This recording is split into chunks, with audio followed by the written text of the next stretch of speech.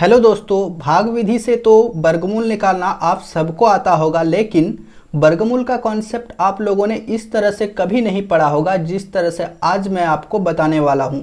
तो अगर आप इस वीडियो को शुरू से एंड तक देखते हैं तो वर्गमूल से संबंधित सारे डाउट आपके क्लियर हो जाएंगे और आपको कभी भी कोई दिक्कत नहीं आएगा। तो चलिए शुरू करते हैं। आप वीडियो को शुरू से एंड तक देखते रहिए क्योंकि वीडियो बहुत ही इंटरेस्टिंग होने वाली है। तो चलिए शुरू करते हैं और वर्गमूल का बेसिक सबसे पहले हम लोग जान लेते हैं। चलिए दोस्तों, सबसे पहले आपको ये जानना पड़ेगा कि वर्गमूल क्या होता है। ठीक है, तो देखिए वर्गमूल जिसे हम लोग इंग्लिश में क्या कहते हैं, स्क्वायर रूट। ठीक है, इसको इस तरह के चिन्ह से हम लोग दर्शाते हैं। ये जो हो गया चिन्ह, ये देख रहे हैं आप, ये स्क्वायर रूट का चिन्ह है। ठीक है, ये आपको याद रखनी है। ठीक है, अब देखिए वर्गमूल किसे कहते हैं। किसी संख्या का वर्गमूल उसके दो बराबर गुणनखंडों में एक गुणनखंड के बराबर होता है। यानी हम लोग जिस संख्या का वर्गमूल निकालना चाह रहे हैं, पहले उसको दो बराबर गुणनखंडों में हम लोग तोड़ देंगे और दोनों बराबर गुणनखंडों में से एक गुणनखंड के बराबर हो जाएगा उसका वर्गमूल। आप एग्जाम्पल से और भी अच्छे से समझ सकते हैं। जैसे देखिए 25 को हम लोग दो बराबर गुणनखंडों में कैसे तोड़ सकते हैं। तो 25 को हम लोग ऐसे तोड़ सकते हैं, 5 गुणा 5। तो ये देखिए 5 है, ये भी 5 है, तो ये दोनों बराबर है। तो इस यही परिभाषा मैंने यहाँ पे लिखा है कि दो बराबर गुणनखंड, जिसका भी आपको वर्गमूल निकालना है उसको दो बराबर गुणनखंडों में तोड़ दीजिए। ठीक है, जैसे 25 को मैंने 5 गुणा 5 लिखा। अब 5 गुणा 5 कितना, 5 है, यहाँ पे 2 5 है, तो 5 का पावर मैंने 2 लिख लिया। इसको पढ़ते हैं 5 का स्क्वायर। स्क्वायर मतलब होता है वर्ग और स्क्वायर रूट मतलब होता है वर्गमूल। ठीक है, तो अब देखिए ये दो जो बराबर गुणनखंड है, इन दोनों में से एक गुणनखंड के बराबर होता है कौन, उसका वर्गमूल। तो यहाँ अगर 25 का वर्गमूल निकालना है तो 25 को हम लोग वर्गमूल के चिन्ह के अंदर लिख देंगे। ये है वर्गमूल का चिन्ह, इसके अंदर मैंने लिखा 25। अब 25 का वर्गमूल कितना हो जाएगा, ये जो दो बराबर गुणनखंड है इनमें से एक के बराबर, यानी यहाँ 5 लिख दिए, दोनों में से 2 5 है, उनमें से एक 5 हमने यहाँ लिख लिया। तो ये हो गया 25 का वर्गमूल। अगर आप सीधा आसान भाषा में समझना चाहें तो मैं ये कह सकता हूँ कि वर्गमूल क्या होता है, आप दोनों संख्या, किसी संख्या को दो बराबर संख्या के गुणा के रूप में लिख दीजिए और उन दोनों संख्याओं में से एक संख्या के बराबर हो जाएगा उसका वर्गमूल। ठीक है, अब आप एक नोट करके एक बात ध्यान रखिएगा कि जिस संख्या का इकाई अंक, किसी संख्या का इकाई अंक अगर 2 3 7 या 8 हो तो वह संख्या कभी भी पूर्ण वर्ग नहीं हो सकता। यानी अगर उसके इकाई अंक में 2 3 7 8 रहें तो उस संख्या का वर्गमूल नहीं निकलेगा। ठीक है ना, जैसे यहाँ पे देखिए 258, यहाँ शुरू में कितना है, यानी इकाई अंक कितना है, 8 है, तो इसका वर्गमूल पूरा नहीं निकलेगा। यहाँ देखिए जैसे 6153, शुरू में कितना है, इकाई अंक इसका 3 है, तो इसका भी वर्गमूल नहीं निकलेगा। तो वर्गमूल किन संख्याओं का निकलेगा, जिसके इकाई अंक 2 3 7 8 के अलावा कुछ दूसरा हो। जैसे यहाँ 25 में 5 था। ठीक है, तो इसका वर्गमूल निकल गया आसानी से। तो चलिए अब हम लोग समझ लेते हैं कि किसी भी संख्या का वर्गमूल हम लोग किस तरह से निकाल सकते हैं। तो चलिए दोस्तों, यहाँ पहला सवाल लेते हैं। इसमें कहा गया है 1764 का वर्गमूल निकाले। ठीक है, तो सबसे पहले आप क्या करेंगे, आप 1764 को इस तरह से लिख लेंगे। ठीक है, इस तरह से आप लिख लिए। उसके बाद हम लोग आज भाग विधि से वर्गमूल निकालना सीखेंगे। तो अब हम क्या करेंगे, यहाँ दोनों तरफ 2 लाइन खींच दीजिए आप। ठीक है, इस तरह से आप लाइन खींच देंगे। उसके बाद आपको क्या करना है, उसके बाद आपको दाएं तरफ से 2 अंक का जोड़ा बनाना है। ठीक है, तो देखिए दाएं तरफ से यहाँ मैंने 2 अंक का जोड़ा बना दिया। ठीक है, यानी कि पैर आपको बनाना है, जोड़ा। तो अब देखिए यहाँ 2 संख्या बचा, तो फिर 2 अंक का मैंने जोड़ा बना दिया। ठीक है, अब आपको क्या करना है, जिस तरह से हम लोग भाग करते हैं ना, उसी तरह से इसमें भी भाग करना है।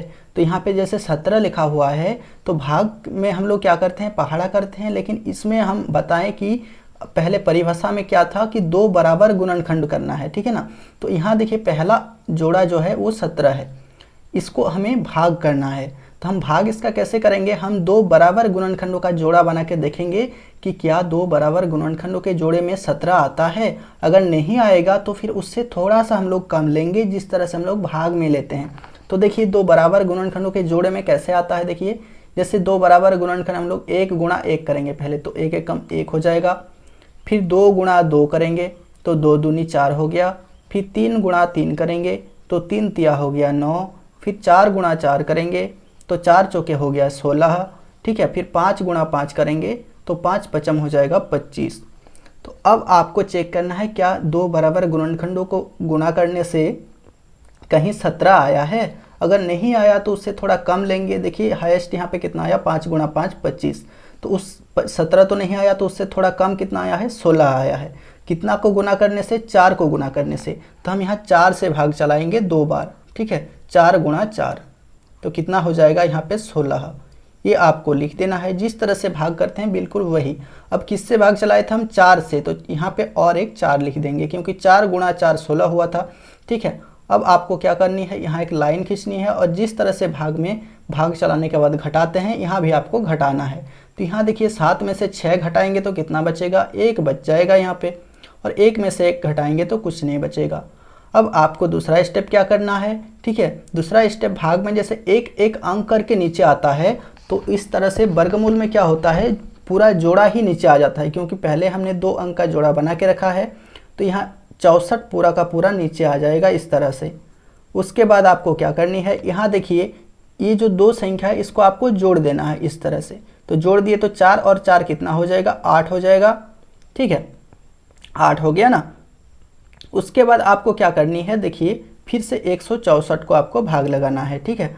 अब जैसे पहले हम लोग किए थे कि बराबर गुणनखंडों को गुना करके देखे थे, ठीक है, उसी तरह से अब यहाँ 8 है ना, तो 8 के बाद कोई 2 संख्या लिख लेंगे, ठीक है, 2 समान संख्या, और गुणा करके देखेंगे क्या 164 आता है। देखिए जैसे मैंने यहाँ 8 है तो 8 के बगल में यहाँ मैंने कितना लिख दिया, 1। अगर आप यहाँ 1 लिखते हैं तो नीचे भी आपको 1 लिखना पड़ेगा, क्योंकि 2 बराबर संख्या आपको लेना है, फिर गुना करके देखना है। तो यहाँ देखिए 1 एकम 1 और 8 एकम 8, 81 आ गया। कितना आ गया, 81। 164 नहीं आया। उसके बाद हम यहाँ 2 लिख के देखेंगे, ठीक है। तो यहाँ आप 2 लिख दीजिए, जैसे यहाँ मैंने लिखा 2 तो कितना हो गया 82।